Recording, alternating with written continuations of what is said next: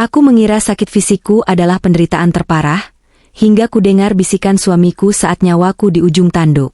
Dia memilih liburan bersama selingkuhannya dan membiarkanku meregang nyawa. Kini, saatnya dia merasakan dinginnya pengabaian dan kehancuran total dari istri yang dianggapnya bodoh. Sembari bersiap mendengarkan kisah ini, yuk, absen dulu di kolom komentar, dari kota mana saja kalian menonton. Jangan lupa dukung channel ini dengan like dan subscribe ya, supaya kami makin semangat mempersembahkan cerita yang lebih menarik lagi. Semuanya bermula pada sore yang tampak biasa saja. Langit di luar jendela berwarna abu-abu, menampung mendung yang seolah mewakili perasaanku belakangan ini. Aku sedang berada di dapur, mencoba menyiapkan makan malam kesukaan suamiku, Rian. Sup buntut dengan rempah yang kuat, persis seperti yang sering dibuatkan ibu dulu. Namun, saat tanganku hendak meraih toples garam di rak atas, rasa nyeri yang luar biasa menghantam dadaku. Rasanya seperti ada tangan raksasa yang meremas jantungku dengan kuat, menarik napas keluar dari paru-paruku secara paksa. Nampan di tanganku terlepas. Bunyi piring pecah beradu dengan lantai keramik terdengar begitu nyaring, tapi telingaku mendadak berdenging panjang. Pandanganku kabur, berputar hebat sebelum akhirnya segalanya menjadi gelap. Sayup-sayup aku mendengar suara langkah kaki terburu-buru, lalu suara Rian yang berteriak memanggil namaku, tapi nadanya terdengar lebih kesal daripada khawatir. Aduh, kenapa lagi sih kamu ini? Bikin repot saja. Gerutunya yang sempat tertangkap telingaku sebelum kesadaranku benar-benar hilang sejenak. Ketika aku membuka mata kembali, aku tidak lagi berada di dapurku yang hangat. Cahaya putih menyilaukan menusuk mata, dan bau antiseptik yang tajam langsung menyergap hidungku. Tubuhku terasa berat, seolah tertindih beton. Ada selang oksigen yang menempel di hidungku dan berbagai kabel yang melilit di lengan serta dadaku. Aku berada di unit gawat darurat. Rasa sakit di dadaku belum hilang sepenuhnya, hanya sedikit mereda, mungkin karena obat pereda nyeri yang entah kapan disuntikan. Di balik tirai pemisah yang setengah terbuka, aku melihat sosok dokter berjas putih sedang berbicara serius dengan Rian. Aku ingin memanggil suamiku, ingin mengatakan bahwa aku takut, tapi tenggorokanku tercekat. Lidahku keluh, dan tubuhku terlalu lemah bahkan untuk sekadar mengangkat jari. Mataku terasa sangat berat, membuatku terlihat seperti orang yang sedang tidur pulas, padahal kesadaranku perlahan pulih sepenuhnya. Aku memutuskan untuk memejamkan mata sejenak, mengumpulkan tenaga. Saat itulah, pendengaranku yang menajam menangkap percakapan mereka. Pak Rian, kondisi ibu sangat kritis. Suara dokter itu terdengar tegas namun mendesak. Ada penyumbatan serius di pembuluh darah jantungnya. Kita harus segera melakukan operasi bypass malam ini juga. Jika ditunda, risiko gagal jantung fatal sangat tinggi. Nyawanya tidak akan tertolong. Jantungku berdebar kencang mendengar vonis itu. Aku takut, tentu saja. Tapi aku merasa tenang karena ada suamiku di sana. Rian pasti akan melakukan apa saja untuk menyelamatkanku. Selama 5 tahun pernikahan kami, aku telah menyerahkan segalanya untuknya. Aset peninggalan almarhum ayah, pengelolaan perusahaan, hingga tabunganku, semuanya kuserahkan pengelolaannya padanya agar dia merasa dihargai sebagai kepala keluarga. Operasi. Suara Rian terdengar kaget, tapi bukan nada kekhawatiran yang kudengar. Biayanya berapa, Dok? Untuk tindakan operasi Cito, perawatan intensif pasca operasi, dan obat-obatan, estimasinya sekitar 300 hingga 400 juta rupiah. Bapak harus menandatangani persetujuan tindakan dan membayar uang muka setidaknya 50% sekarang, agar tim kami bisa menyiapkan ruang operasi. Hening sejenak. Aku menunggu suara Rian yang tegas menyetujui, menyuruh dokter melakukan yang terbaik. Namun, yang kudengar justru helaan napas kasar. Mahal sekali. Apa tidak ada obat jalan saja? Istri saya ini memang sering sakit-sakitan. Dok, sedikit-sedikit pusing, sedikit-sedikit lemas. Jangan-jangan dia cuma butuh istirahat. Pak, ini bukan sakit biasa. Ini serangan jantung. Kalau tidak dioperasi sekarang, ibu bisa meninggal. Tekan dokter itu, suaranya mulai terdengar frustrasi menghadapi kebebalan suamiku. Saya harus pikir-pikir dulu. Saya tidak bawa uang sebanyak itu. Dan saya tidak mau tanda tangan kalau risikonya uang hilang tapi orangnya tetap mati atau cacat. Jawab Rian dingin. Air mataku menetes dari sudut mata yang terpejam. Dadaku sesak bukan main. Kali ini bukan karena penyakit, tapi karena hantaman kenyataan. Suamiku, orang yang kupercayai, sedang bernegosiasi tentang nyawaku seolah sedang menawar harga sayuran di pasar. Saya kasih waktu 15 menit. Pak, kondisinya menurun, ucap dokter itu akhirnya, lalu terdengar langkah kaki dokter menjauh untuk memeriksa pasien lain. Kini tinggal Rian sendirian di dekat brankar tempatku berbaring. Aku merasakan kehadirannya mendekat. Dia berdiri tepat di samping kepalaku. Aku menahan napas, berusaha sebisa mungkin terlihat tidak sadarkan diri.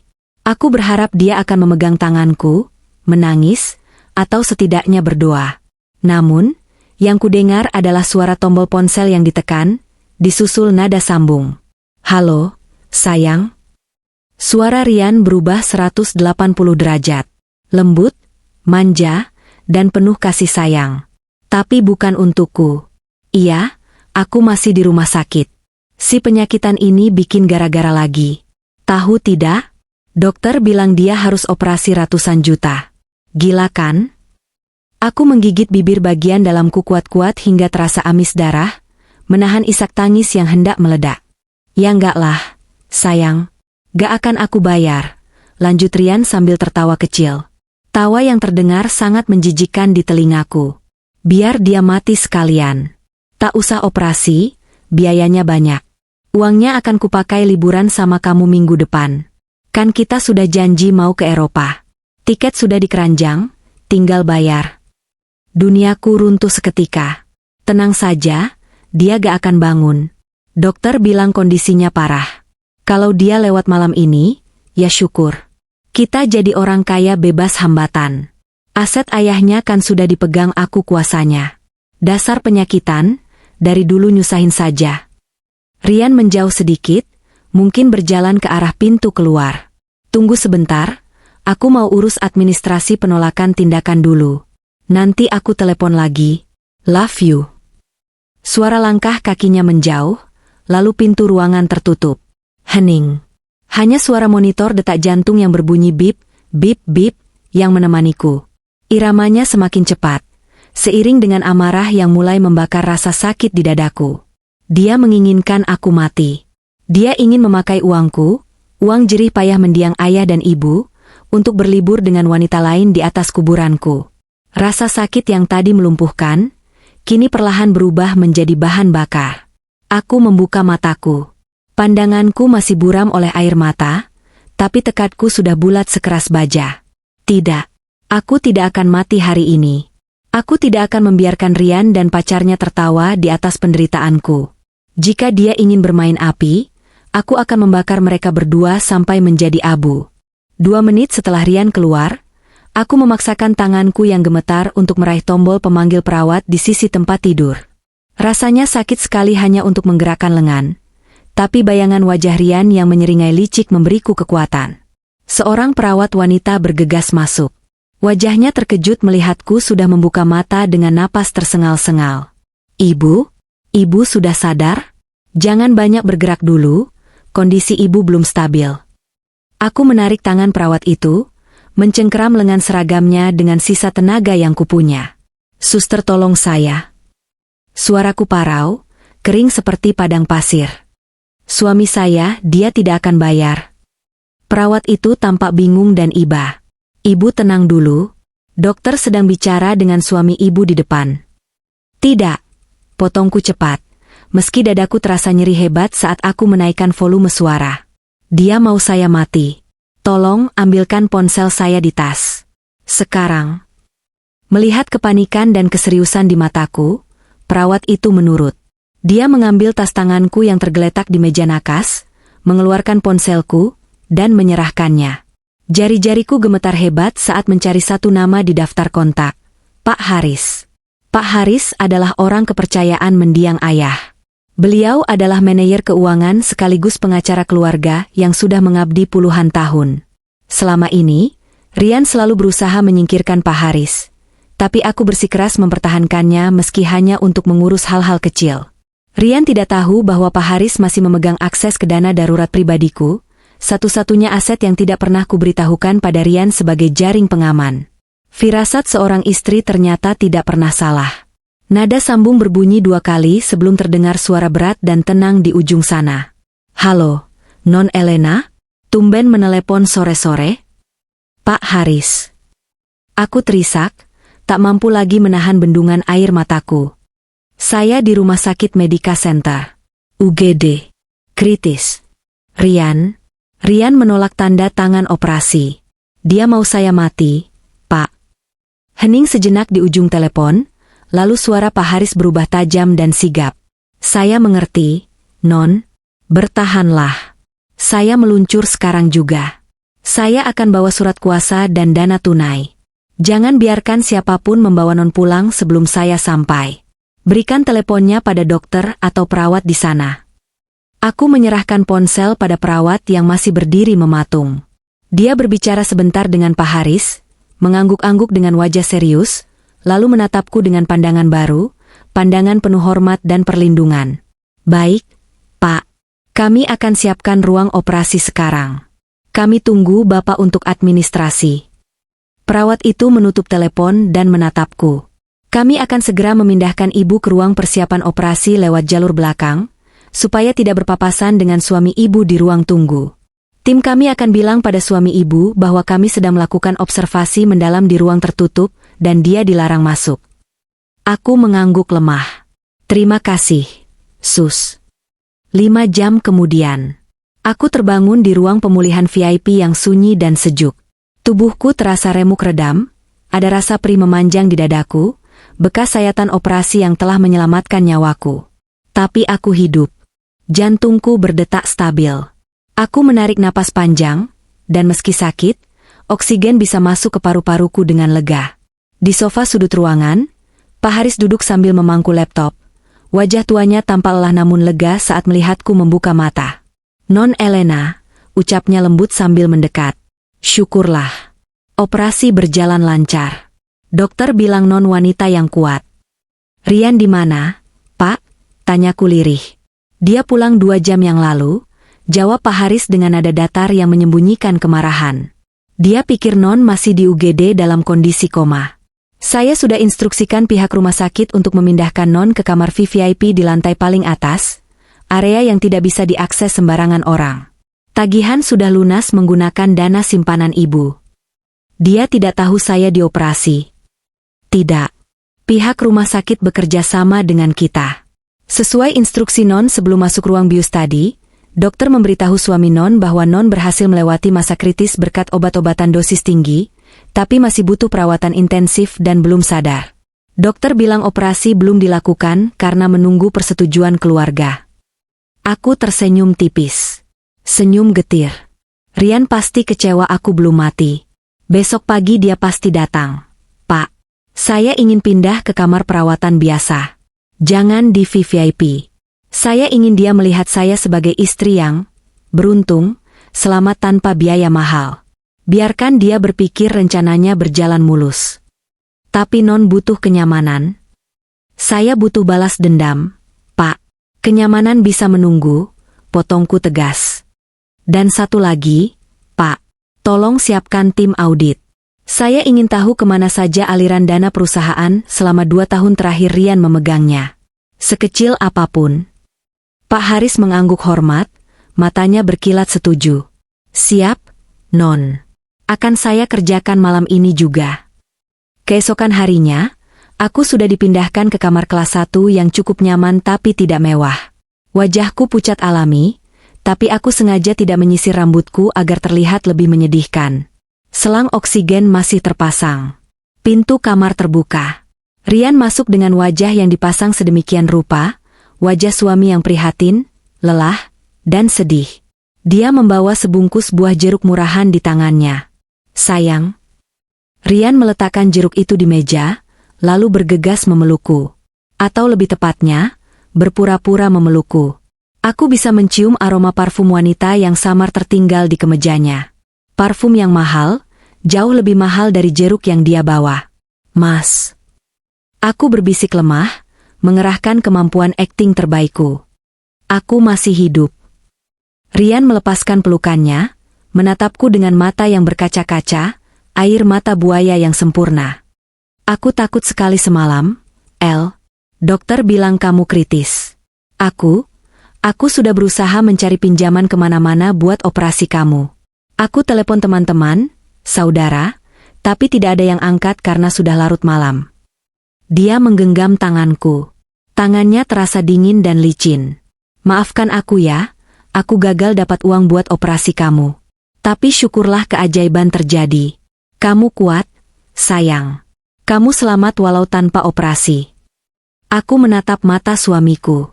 Di balik pupil matanya, aku tidak melihat cinta. Aku melihat kekecewaan yang dia coba tutupi. Dia kecewa aku tidak jadi bangkai. Tidak apa-apa, Mas, jawabku pelan, menekan gejolak jijik di perutku. Yang penting kamu ada di sini. Aku mengerti kok, cari uang itu susah. Mungkin memang takdirku untuk sembuh tanpa menyusahkan kamu. Rian tersenyum lebar, tampak sangat lega. Iya, sayang. Kamu memang istri pengertian. Nah, sekarang kamu istirahat ya. Jangan pikirkan apa-apa. Biar aku yang urus perusahaan dan semuanya. Iya, Mas. Aku percaya sama kamu, ucapku. Percayalah sepuasmu, Rian. Nikmatilah kemenangan semumu ini, batinku. Karena saat kamu lengah sedikit saja, aku akan menarik karpet merah yang kau injak, dan menjatuhkanmu ke lubang paling dalam yang pernah ada. Rian kemudian duduk di kursi samping tempat tidur, mengeluarkan ponselnya. Aku kabari ibu dulu ya, kalau kamu sudah sadar. Padahal aku tahu, dia sedang mengetik pesan untuk pacarnya. Mungkin memberi kabar buruk bahwa istrinya masih hidup, tapi kabar baik bahwa uangnya aman. Biarkan dia merencanakan liburannya. Semakin tinggi dia terbang dengan angan-angannya, semakin hancur remuk saat aku hempaskan nanti. Permainan baru saja dimulai. Hari-hari pemulihanku berjalan dengan sandiwara yang melelahkan namun memuaskan. Di depan Rian, aku adalah istri yang rapuh, ringkih, dan bergantung sepenuhnya padanya. Setiap kali dia datang berkunjung, aku sengaja mengeluh sesak napas atau pusing, memastikan dia percaya bahwa aku hanyalah beban hidup yang sebentar lagi akan mati. Namun, begitu pintu kamar tertutup dan Rian pergi, aku berlatih berjalan, melakukan fisioterapi ringan di dalam kamar, dan memakan makanan bergizi yang diselundupkan oleh Pak Haris agar tubuhku cepat pulih. Seminggu kemudian, aku diperbolehkan pulang. Bukan ke rumah, tapi ke neraka yang harus kuperjuangkan kembali. Malam itu, Rian duduk di tepi tempat tidur kami. Wajahnya ditekuk, terlihat gelisah. Aku tahu apa yang akan keluar dari mulutnya. Skripnya sudah terbaca. Sayang, mulainya dengan nada ragu yang dibuat-buat. Aku harus pergi dinas luar kota besok. Ada klien besar di Bali yang mau investasi di perusahaan kita. Nilainya fantastis. Kalau ini tembus, kita bisa punya uang banyak buat pengobatan kamu ke depannya. Aku menahan senyum sinis. Bali, tentu saja. Destinasi klasik untuk perselingkuhan berkedok dinas. Berapa lama, Mas? Tanyaku dengan suara lemah, sambil membetulkan selimut. Mungkin seminggu. Negosiasinya alot, jawabnya cepat. Matanya tidak berani menatapku langsung. Aku sebenarnya berat ninggalin kamu yang masih sakit begini. Tapi ini demi masa depan kita, El. Demi kamu. Pergilah, Mas, kataku sambil menyentuh tangannya. Aku tidak mau jadi penghalang rezekimu. Di sini ada Mbok Nah yang bantu aku. Kamu fokus saja cari uang. Rian langsung tersenyum cerah, seolah beban ratusan kilo baru saja diangkat dari pundaknya. Makasih ya, sayang. Kamu memang istri terbaik. Aku janji bakal bawa kabar baik pas pulang nanti. Kabar baik untukmu, bencana untukku, pikirku. Keesokan paginya, Rian berangkat dengan penuh semangat. Dia mengenakan kemeja linen mahal yang baru dibelinya, menggunakan kartu kredit perusahaan, tentu saja. Koper branded miliknya diseret dengan gaya. Dia mencium keningku sekilas, ciuman hampa tanpa rasa, lalu meluncur pergi dengan mobil sport yang juga dibeli atas nama kantorku. Begitu deru mobilnya menghilang di tikungan jalan, aku langsung bangkit dari tempat tidur. Tidak ada lagi gerakan lambat atau ringkih. Aku berjalan tegak menuju lemari, mengambil blazer kerjaku, dan memoles make up tipis untuk menyamarkan pucat di wajahku. "Embok Nah," panggilku lantang. Asisten rumah tanggaku yang setia berlari tergopoh-gopoh. "Iya, Non? Loh, Non kok bangun? Nanti pingsan lagi." "Aku sehat, Embok. Tolong siapkan kopi hitam. Pak Haris dan timnya akan datang 10 menit lagi. Kita akan rapat di ruang kerja Bapak." Wajah Embok Nah berubah bingung, tapi dia tidak banyak tanya melihat sorot mataku yang tajam. Dia tahu, Nyonya Besar telah kembali. 10 menit kemudian, ruang kerja Rian, yang sebenarnya ruang kerja ayahku dulu, sudah dipenuhi oleh Pak Haris, 2 orang auditor forensik keuangan, dan seorang ahli IT. "Bagaimana, Pak Haris?" tanyaku tanpa basa-basi begitu mereka duduk. Pak Haris meletakkan tumpukan dokumen tebal di meja. Wajahnya merah pada menahan amarah. "Parah, Non. Sangat parah. Lebih buruk dari dugaan kita." Dia membuka satu persatu berkas itu. Rian tidak hanya memakai uang perusahaan untuk gaya hidup. Dia memindahkan aset. 3 ruko di pusat kota sudah dia jaminkan ke bank untuk pinjaman pribadi atas namanya sendiri. Uang kas perusahaan dikuras dengan modus vendor fiktif. Dan ini, Pak Haris menunjuk 1 lembar mutasi rekening. Setiap bulan ada transfer rutin 50 juta rupiah ke rekening atas nama Bella Saphira.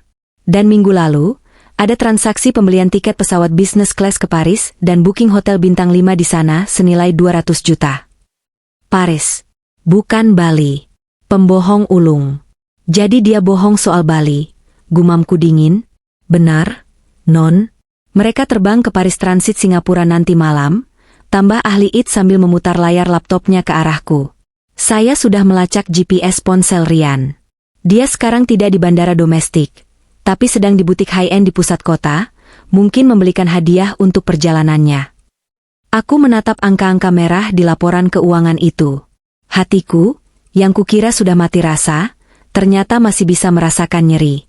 Bukan nyeri cinta, tapi nyeri karena merasa dikhianati sebodoh ini. Rian benar-benar merampokku di siang bolong. "Cukup," kataku sambil menutup dokumen itu dengan keras. "Kita hentikan pestanya sekarang." Aku mengambil pulpen dan menandatangani surat kuasa yang disodorkan Pak Haris. Blokir semuanya. Rekening perusahaan, kartu kredit tambahan yang dia pegang, akses mobile banking, semuanya.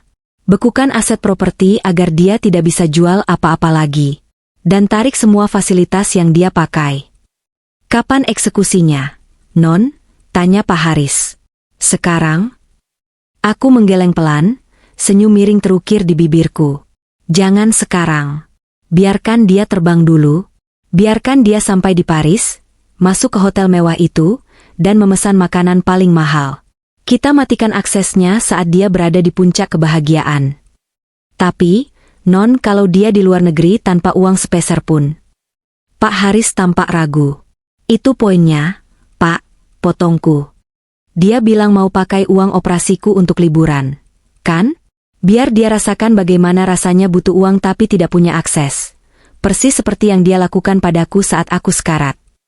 Aku berdiri, menatap keluar jendela, membayangkan pesawat yang akan membawa suamiku dan selingkuhannya menjauh. Pastikan notifikasi pemblokiran baru masuk ke ponselnya saat dia mencoba menggesek kartu di sana. Aku ingin tahu, seberapa romantis Paris bagi orang yang tidak punya uang. Sudut pandang Rian. Paris.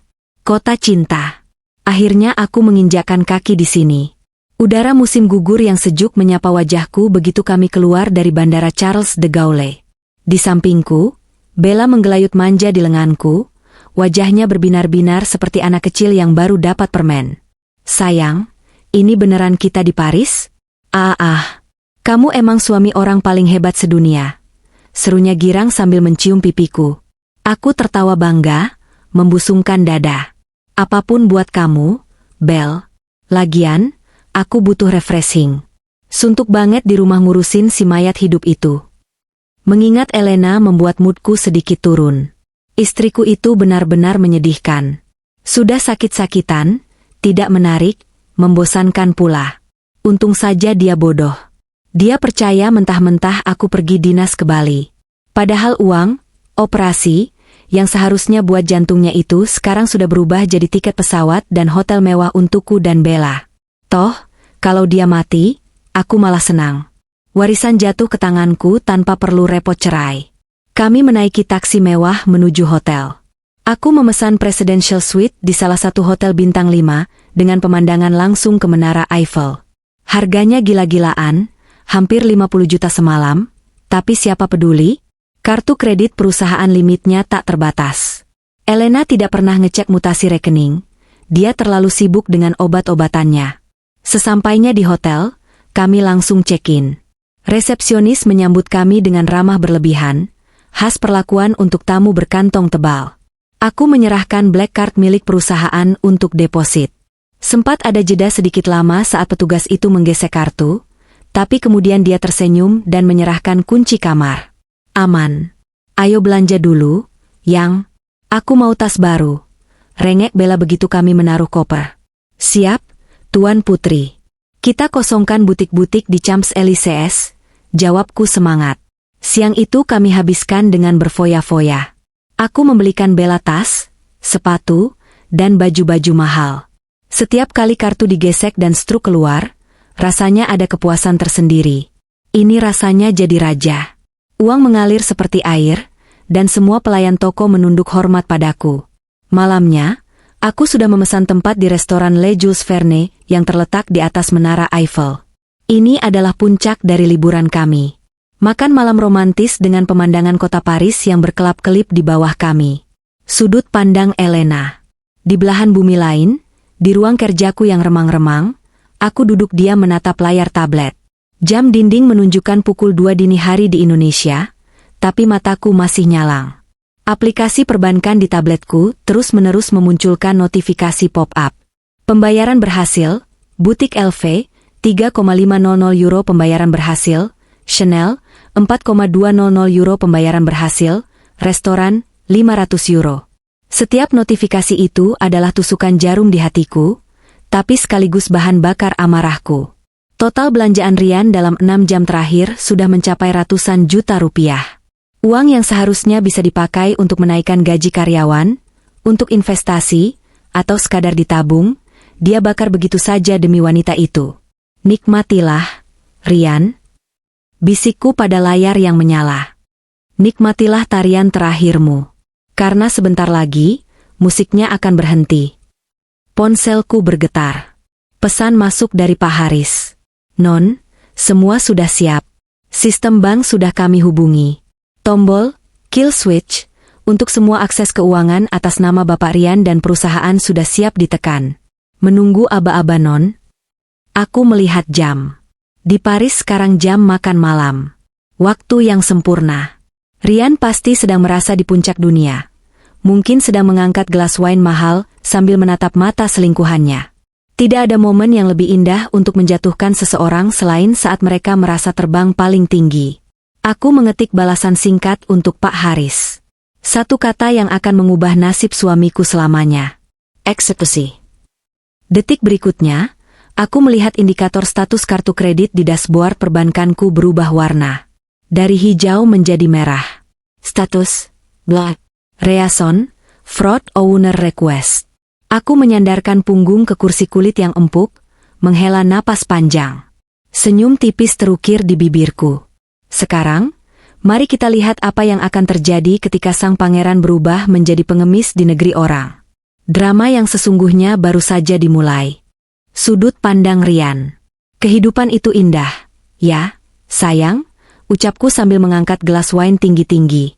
Cahaya lampu kota Paris berkelap-kelip di bawah kami, seolah berlian yang ditaburkan di atas bludru hitam.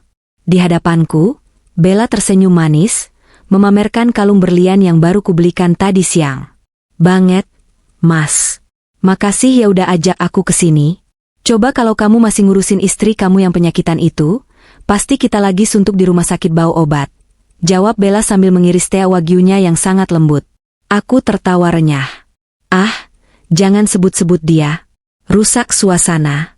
Biarin aja dia di sana. Paling juga lagi tidur atau merengek ke pembantu. Makan malam kami berjalan sempurna.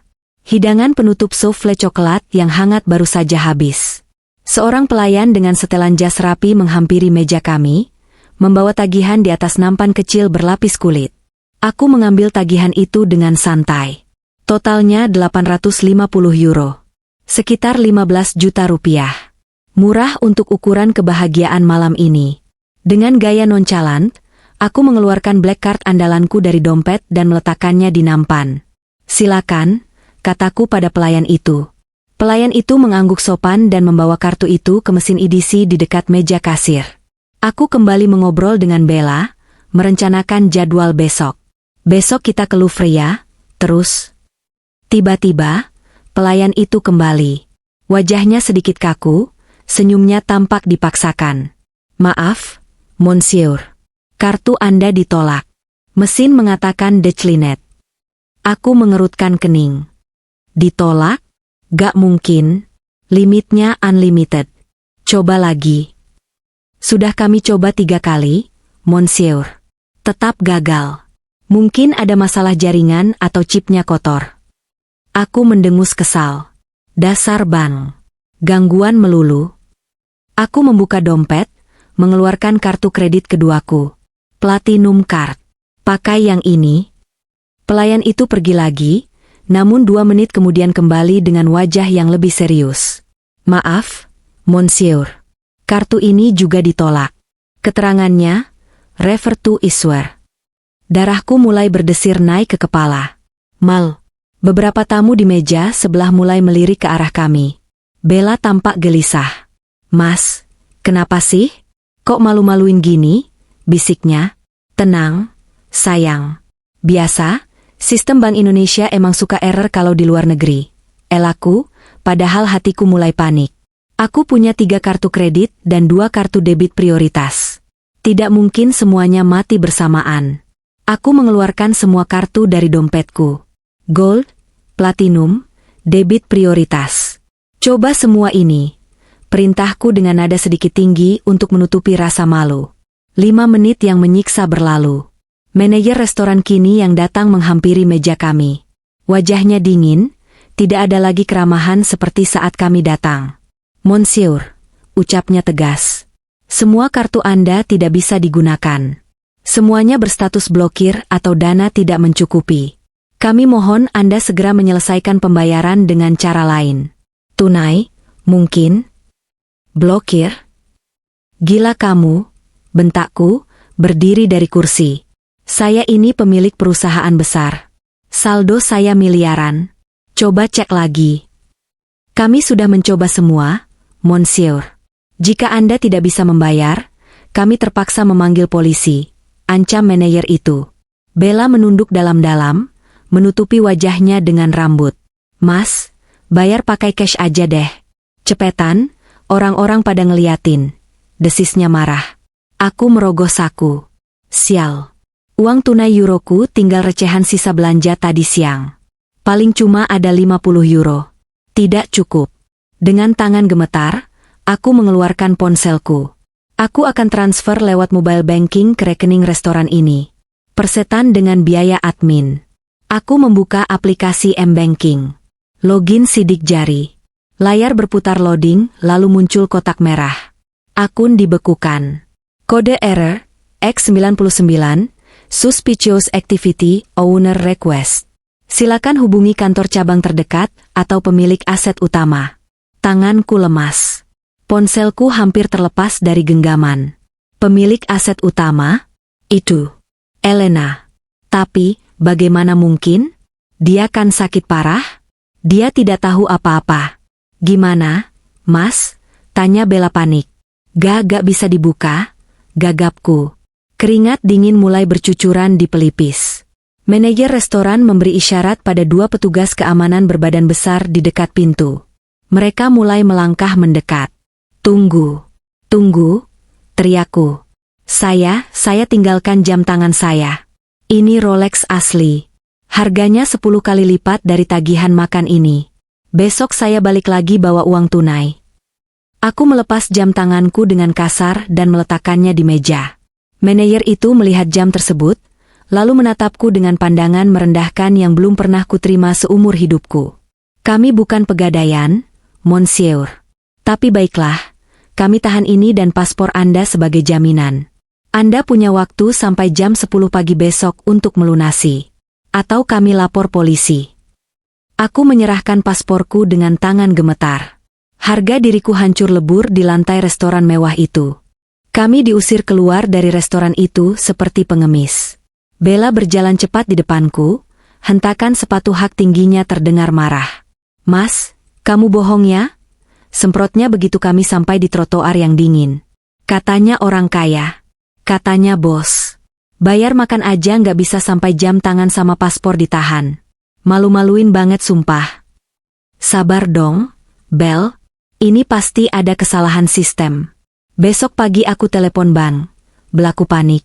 Sekarang kita balik ke hotel dulu, istirahat. Tapi mimpi buruk belum selesai. Sesampainya di lobi hotel, kartu kunci kamar kami tidak berfungsi saat ditempelkan di lift. Lampu merah menyala. Aku mencoba lagi. Gagal. Kami mendatangi resepsionis dengan emosi. Mbak, kunci kamar saya rusak. Resepsionis pria yang berjaga menatap layar komputer, lalu menatap kami datar. Pak Rian, mohon maaf, deposit kartu kredit Anda ditarik kembali oleh pihak bank penerbit beberapa menit yang lalu. Status pembayaran kamar Anda void. Maksudnya apa? Artinya kamar Anda belum dibayar, Pak. Dan karena deposit hangus, sistem kami otomatis melakukan check-out. Barang-barang Anda sudah kami kemas dan ada di ruang bagasi. Silakan lunasi tagihan malam ini atau silakan tinggalkan hotel. Duniaku berputar. Tidak ada hotel. Tidak ada uang. Paspor ditahan restoran. Di negeri orang, tengah malam, suhu 8 derajat Celcius. Bel, kamu ada uang pegangan kan? Tanyaku putus asa pada Bella. Bella melotot. Enak aja. Uangku ya uangku. Lagian aku nggak bawa banyak. Kamu kan bilang semua kamu yang tanggung. Pinjam dulu, Bel. Buat hotel murah aja. Ogah. Kamu yang benerin ini. Bella duduk di sofa lobi, melipat tangan, menolak menatapku. Aku tidak punya pilihan lain. Aku harus menelepon Elena. Dia satu-satunya harapan. Mungkin dia tidak tahu soal pemblokiran ini. Mungkin ini ulah Pak Haris si tua bangka itu. Aku harus memanipulasi Elena lagi. Aku mencari tempat sepi di pojok lobi, lalu menekan nomor Elena via WhatsApp. Berdering. Sekali. 2 kali. Halo? Suara Elena terdengar. Jernih. Segar. Tidak seperti orang sakit. Halo, sayang? El? Suaraku kubuat sepanik dan semenyedihkan mungkin. Gawat, sayang. Aku kena musibah. Dompetku dicopet orang. Kartu kredit hilang semua. Terus ada hacker bobol rekening kantor. Semuanya keblokir. Aku terlantar di jalanan. El, tolong aku. Hening sejenak di seberang sana. Aku menunggu suara paniknya. Menunggu dia bertanya, "Kamu di mana, Mas?" dengan nada khawatir. Tapi yang terdengar justru tawa kecil. Tawa yang dingin dan mengerikan. Oh, ya? Dicopet di Paris. Mas? Atau kartunya ditolak pas mau bayar makan malam romantis sama Bella? Jantungku berhenti berdetak. Darahku membeku. Dia tahu? El, apa maksud kamu? Aku di Bali? Sudahlah, Rian. Berhenti bersandiwara. Potong Elena, suaranya kini tegas dan penuh kuasa, persis seperti almarhum ayahnya. Aku tahu kamu di Paris. Aku tahu kamu beli tas LV. Aku tahu kamu booking hotel mahal pakai uangku. Uang yang seharusnya buat operasiku. El, dengar dulu. Diam, bentaknya. Kamu bilang, biar dia mati, tak usah operasi biayanya banyak, kan? Kamu doakan aku mati supaya bisa foya-foya sama pelacur itu, kan? Keringat dingin membanjiri punggungku. Dia dengar semuanya waktu di rumah sakit. Mas, bukankah kamu bilang uang operasi itu mahal? Jadi aku bekukan semuanya untuk biaya berobatku, agar aku tidak mati seperti harapanmu. Lanjut Elena dengan nada mengejek yang tajam. Semua aset sudah kubekukan. Rekening, kartu kredit, deposito. Kamu nol besar sekarang, Rian. Kamu miskin. Tega kamu. Aku suamimu. Aku bisa mati kedinginan di sini. Teriakku putus asa. Bagus. Anggap saja impas. Kamu tinggalkan aku sekarat di rumah sakit. Aku tinggalkan kamu sekarat di Paris. Selamat menikmati liburan tanpa uangku. Jangan hubungi aku lagi. Pengacaraku yang akan bicara sama kamu. Klik. Sambungan terputus. Aku menatap layar ponsel yang gelap dengan tatapan kosong. Lututku goyah. Aku merosot duduk di lantai marmer lobi hotel. Tamat riwayatku. Tiba-tiba Bella datang menghampiri, menyeret koper-kopernya yang diambil dari petugas. Gimana? Udah beres? Tanyanya ketus. Aku menatapnya nanar. Bel, Elena tahu semuanya. Dia bekukan semua aset. Aku nggak punya apa-apa lagi. Wajah Bella berubah drastis. Dari kesal menjadi jijik. Apa? Jadi kamu beneran miskin sekarang? Dasar penipu. Aku buang-buang waktu sama kamu. Bella langsung berbalik, menyeret kopernya menuju pintu keluar. Bel, kamu mau kemana? Jangan tinggalin aku, teriakku mengejarnya. Bella berhenti, menoleh sekilas. Aku mau cari hotel sendiri. Pakai uangku sendiri. Dan jangan harap aku mau nampung kamu. Kita putus. Urus aja hidupmu yang menyedihkan itu. Bella naik ke taksi yang baru datang dan membanting pintu. Taksi itu melaju pergi, meninggalkanku berdiri sendirian di trotoar Paris yang dingin, tanpa uang, tanpa paspor, tanpa istri, dan tanpa harga diri. Angin malam menusuk tulangku, tapi rasa takut akan masa depan yang suram terasa jauh lebih menusuk. 3 hari. Itulah waktu yang kubutuhkan untuk bisa keluar dari neraka Paris. 3 hari yang terasa seperti 3 abad. Aku tidur di bangku Bandara Charles de Gaulle, meringkuk kedinginan, menghindari tatapan curiga petugas keamanan yang beberapa kali mengusirku karena dikira gelandangan.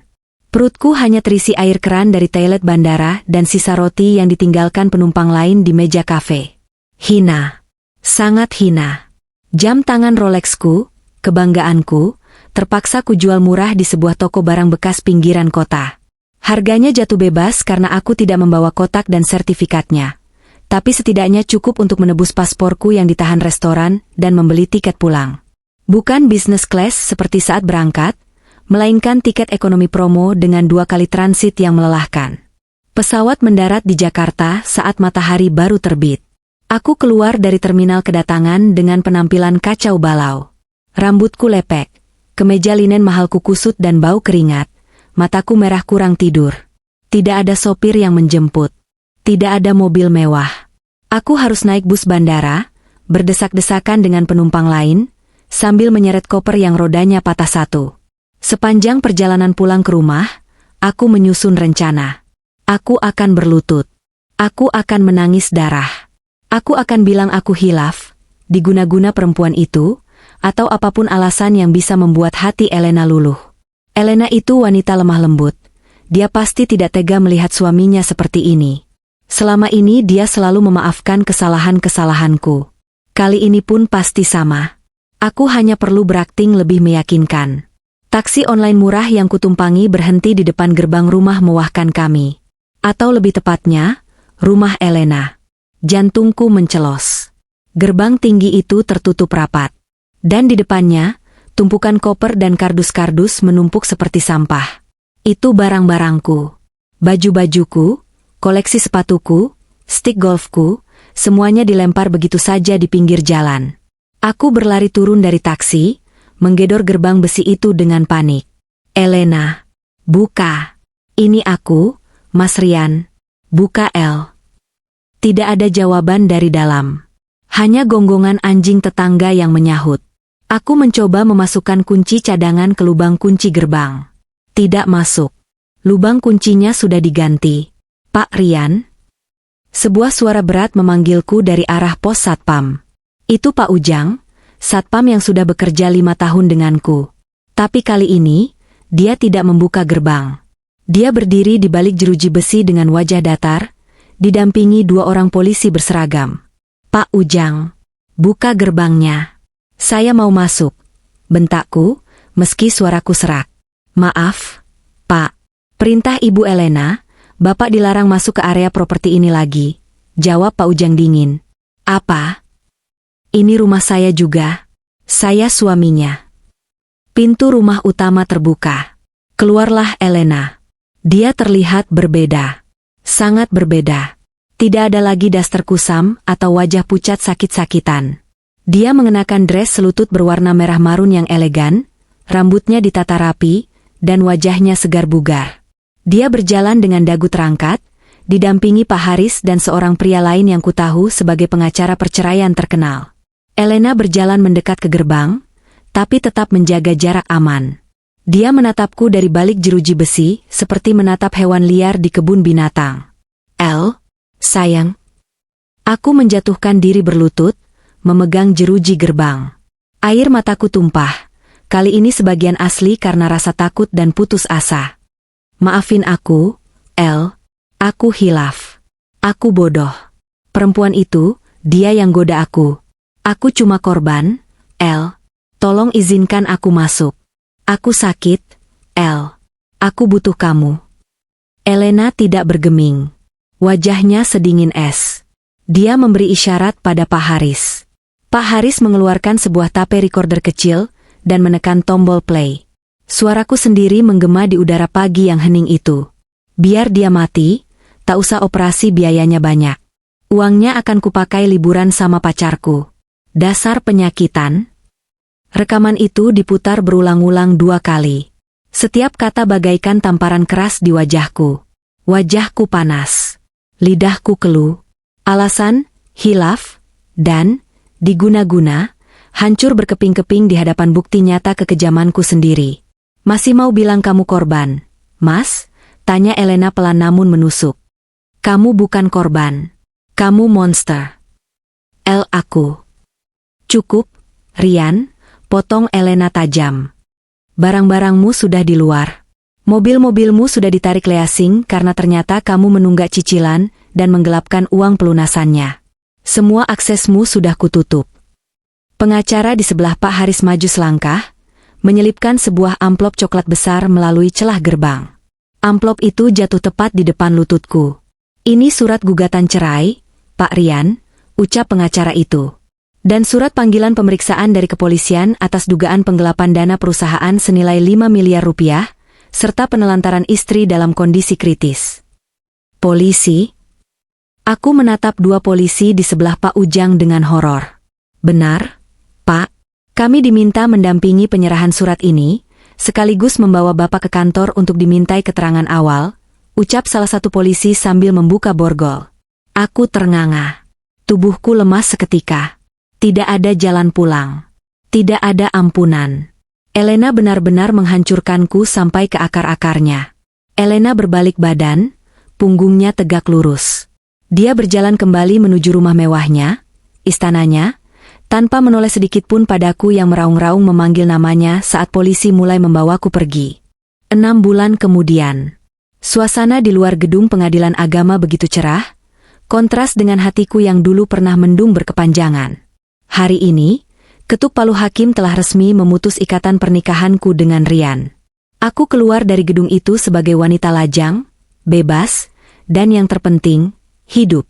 Pak Haris menyambutku di lobi dengan senyum bangga seorang ayah. Selamat, Bu Elena. Akhirnya selesai. Terima kasih, Pak Haris.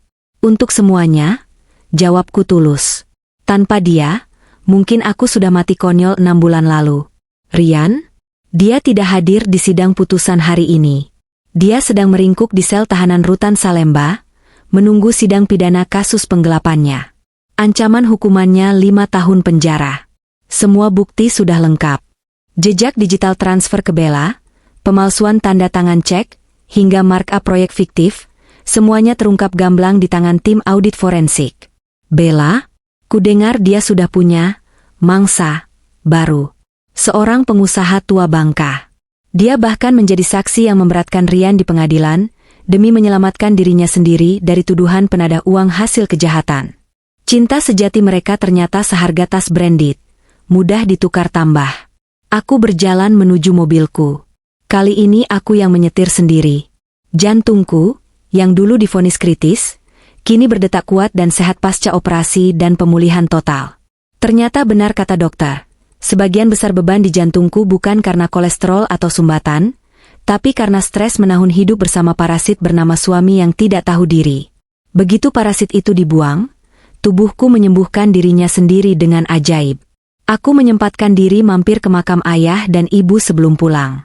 Aku meletakkan buket bunga lili putih kesukaan ibu di atas nisan mereka. Ayah, ibu, bisikku sambil mengusap nisan marmer yang dingin. Maafkan Elena sempat buta memilih pendamping. Maafkan Elena hampir menyerahkan jerih payah ayah ke tangan orang jahat. Angin sore berhembus lembut, membelai wajahku. Rasanya seperti pelukan hangat mereka. Tapi tenang saja. Elena sudah ambil kembali semuanya. Perusahaan aman. Rumah aman. Dan hati Elena sedang dalam perbaikan. Elena janji akan bahagia mulai sekarang. Sendiri pun tak masalah, asalkan bermartabat. Aku bangkit berdiri, membersihkan debu di rokku. Matahari mulai terbenam, menyisakan semburat jingga yang indah di ufuk barat. Aku melangkah keluar dari area pemakaman dengan langkah ringan.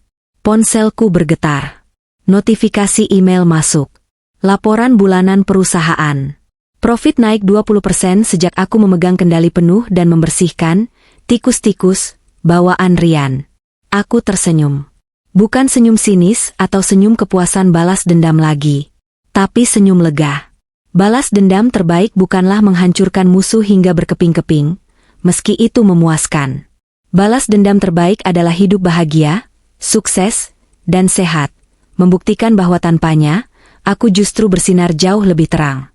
Aku masuk ke dalam mobil, menyalakan mesin, dan memutar lagu favoritku. Roda mobil berputar, membawaku pergi meninggalkan masa lalu yang kelam menuju masa depan yang cerah benderang.